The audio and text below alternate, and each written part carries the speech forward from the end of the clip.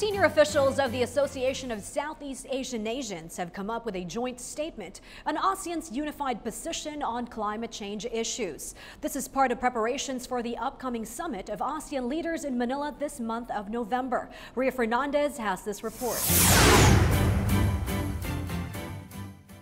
The ASEAN Joint Statement for the Conference of the Parties, or COP23, is now approved at the level of senior officials. The COP23 is part of the United Nations Convention on Climate Change, which will be held in Bonn, Germany on the second week of November.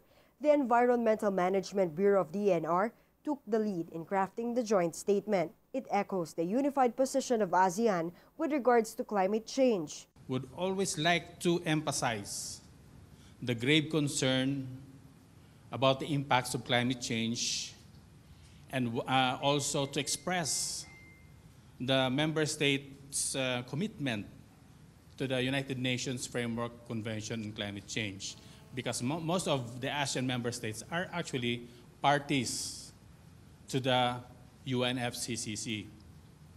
And also, this statement would also strengthen and accelerate the support for ASEAN member states and other developing country parties, which is an obligation by most developed countries.